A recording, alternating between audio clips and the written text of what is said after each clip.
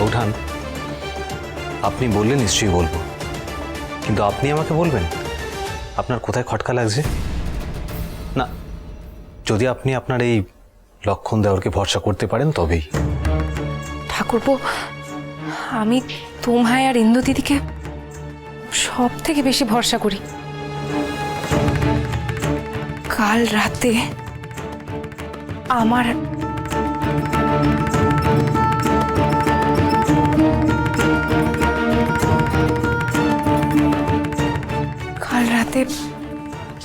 তোমার দাদার আর আমার জন্য এক সাংঘাতিক ভাত পাতা হয়েছিল।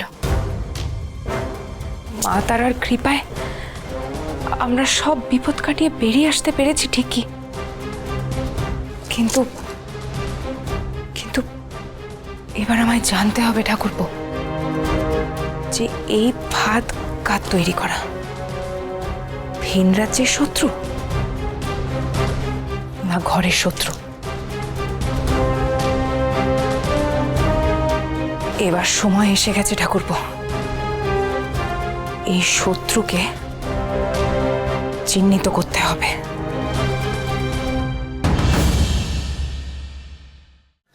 কি করে রামকান্ত আর বৌঠান ফিরে এলো কি করে? বাবা পেশাদ, মাথা ঠান্ডা করো, এত উত্তেজনা ভালো নয়। থামো তো, ওই মাছের প্রাণ ওই রামকান্তর। সত্যি জন্তুর ফাঁদে পড়ে তো মৃত্যু অবধারিত ছিল। সেটাই তো, এতক্ষণে মরে ভূত হয়ে যাওয়ার কথা, কিন্তু হলো না। কেন কেন কেন? বাবা পেশাদ, আস্তে কথা কও, কেউ যদি শুনে পেলে তখন। বাবা পেশাদ, আমার কথা কান ভালো করে বোঝার চেষ্টা করো, মাথা ঠান্ডা করে শোনো। এতদিন তুমি কান্তর ক্ষতি করার চেষ্টা করেছো, তার বদনাম করেছো, তার গায়ে কালি মাখানোর চেষ্টা করেছো। আমি, তোমার বাবা মশাই, ঈশ্বরী, পিসিমা সব কিছু কিন্তু সামলে নিয়েছি, কিন্তু এবার তুমি ওর পেরান নেওয়ার চেষ্টা করেছো। এই কথা যদি জানাজানি হয় তাহলে কিন্তু হুলুস্থুল বাঁধবে। যতই হোক লোক সমাজে কান্ত তো যুবরাজ, তাকে পেরানে মারার চেষ্টা করা রাজার বিরুদ্ধে যাওয়া, তার শাস্তিও কিন্তু নেয়াত কম নয় পেশাদ। আমি পরোয়া করি না, পরোয়া। আমি ভালো করে আঁচ করতে পারছি রঘুরাজা কেন আসছেন এখানে। হ্যাঁ শালাবাবু, এর হেতু মনে হচ্ছে পুরস্কার প্রদান। মল্লপুরের প্রজারা যুবরাজকে মেনে নিয়েছে, তাদের বিদ্রোহ দমন করেছে ওই রামকান্ত আর ভবানী। হ্যাঁ, এবার মাথায় তুলে নাচবে রামকান্ত আর ভবানী বৌঠানকে, মাথায় তুলে নাচবে। রামকান্ত রাজা হবে, রাজা হয়ে আমাদেরকে হাতের পুতুল বানিয়ে নাচাবে। ওই ভবানী বৌঠান হবে রাজরানী, যার না আছে কোনো চাল, না আছে কোনো চুলো। সেও ছড়ি ঘোরাবে, ছড়ি ঘুরিয়ে আমাদেরকে নিজের ইশারায় নাচাবে। আমি মানতে পারছি না আমি মানতে। ভাবুন না মা, রাগ হবে না? রাজত্ব বইছে তো শালাবাবুর শরীরে, ওই দত্তক পুত্র রামকান্ত শরীরে নয়। দেখেছো দেখেছো, তোমার জামাইও সেটা বুঝতে পারছে। সেটা আমিও বুঝতে পারছি পেশাদ। হ্যাঁ, বুঝে কি করেছো? বুঝে কি করেছো? আমাকে আটকাচ্ছ শুধু। শালাবাবু, মা তো কথাগুলো বলছে দুশ্চিন্তায়। রঘুরাজার শাসনের কথা এই বাংলার সবার মুখে মুখে ফেরে, রাজা না হয়েও রাজত্বের রশি তার এক হাতে ধরে রেখেছেন। কি করবে রঘুরাজা, কি করবে? আমাকে মৃত্যুদণ্ড দেবে তো? বেশ, রামকান্ত চোখের সামনে রাজা হয়ে যাবে, আর জ্যাঠামশাই নিজের রাজ সিংহাসন নিজের ইচ্ছে ছেড়ে সরে দাঁড়াবে, আর সেটা আমি দাঁড়িয়ে দাঁড়িয়ে দেখব। বাহ, আর হাততালি দেব। তার চেয়ে ভালো মৃত্যু।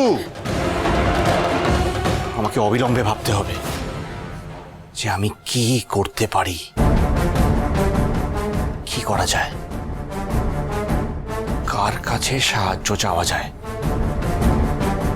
ওলন্দাজ সাহেব? না, তারা তো মল্লপুর থেকে অনেক দূরে ঘাঁটি বেঁধেছে। আর কে আছে? আর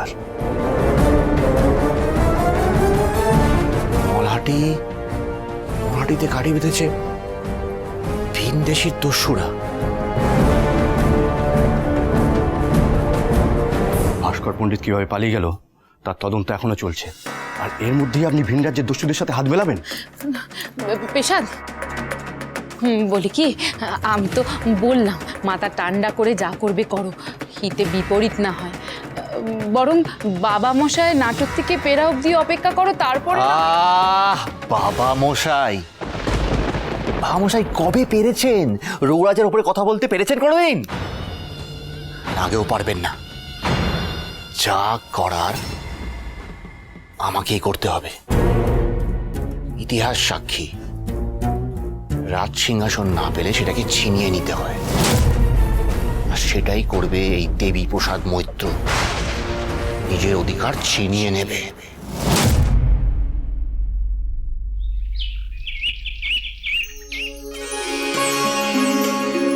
আপনি তাহলে বন্দোবস্তগুলো সব হয়েছে কিনা সেগুলো একবার দেখেন। পাইক সর্দার, পাইক সর্দার, যাও যাও যাও, বাইরে যাও, সদল বলে রঘু রাজা, রাজা মশাই, ছোট হুজুর সকলে আসছেন, যুবরাজও এসে পড়লেন বলে। এই তো যুবরাজও এসে পড়ছে। দেওয়ান মশাই, আগে শুনলাম ঠাকমা আসছেন। হ্যাঁ, রাজমাতাও আসছেন। আসলে রঘু রাজা নির্দেশ পাঠিয়েছেন এখানেও যেন ওই নাটোরের মতো পুরোদস্তুর একখানা সভা বসানো হয়। আচ্ছা, আপনারা একটু অপেক্ষা করুন, আমি বাইরে গিয়ে দেখি ওনারা নামলেন কিনা। আসুন খাজাঞ্চি মশাই, চল।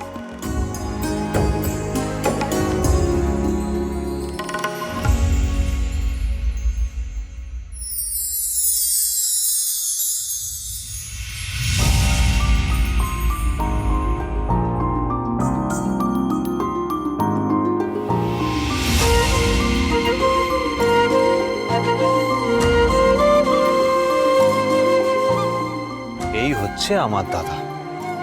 সভাভর্তি লোক, লোকে লোকারণ্য, কিন্তু তিনি তাকিয়ে আছেন রাজরানী এলেন কিনা সেই দিকে।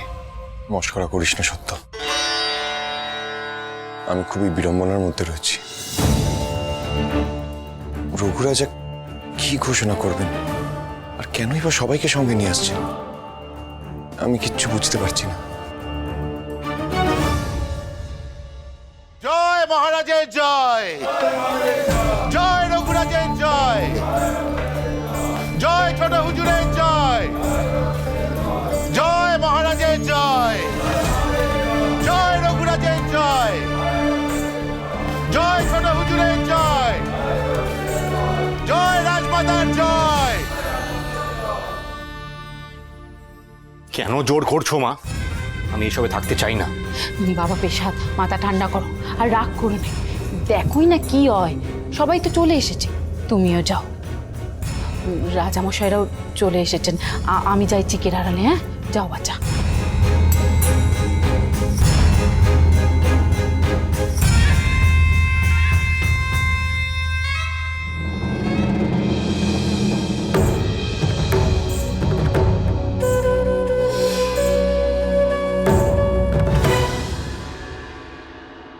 ওই দেখো আইয়া পড়ছে।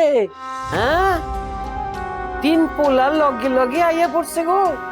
এই আমাদের নাটোরের রাজবাড়ির সব থেকে আবদা একখানা রাজমাতা।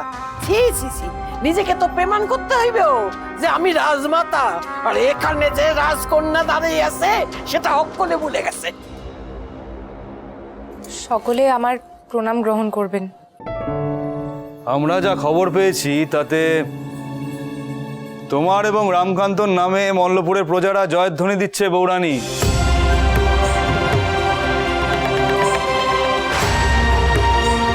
আমি আগেই জানিয়ে দিতে চাই, এই সংবাদ আমাদের জন্য অত্যন্ত প্রীতিকর। দেওয়ানমশাই, আগে রঘু রাজা, সকলকে একত্রিত হতে বলুন। আমি একটি জরুরি ঘোষণা করতে চাই। মল্লপুরে এবং আশেপাশের প্রজাদের উপস্থিত থাকতে বলবেন। আমি এই ঘোষণায় আর বিলম্ব করতে চাই না। হ্যাঁ, আমি নাটোরের রাজসভার মতো আয়োজন এখানেই করতে বলেছি। কিন্তু রঘু রাজা, প্রজাদের ডাকার ব্যবস্থা তো আমি করিনি। আসলে তেমন তো কোনো আদেশ আপনি পাঠাননি। এখন আদেশ দেওয়া হচ্ছে দয়ারাম, যাও ব্যবস্থা কর। আগে রাজামশাই, আমায় একটু সময় দিন, আমি ব্যবস্থা করছি। রাজরাজেশ্বরী রানী